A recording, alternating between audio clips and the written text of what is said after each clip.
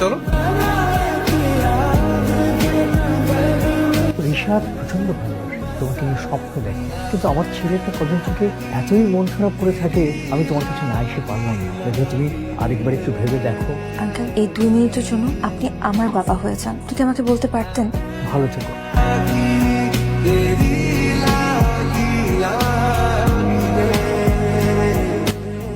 কি হয়েছে? আপনার ঋষাদের কথা মনে আছে?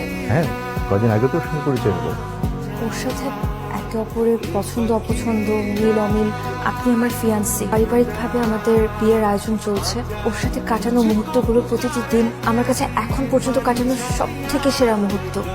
আমার আসলে ঋষাদের জন্য খারাপ লাগছে এটা ভেবে যে এখন নিজে একা একাই কষ্ট পাচ্ছে। মেঘলা, মেঘলা, wish you best of luck. ঠিক হ্যাপি?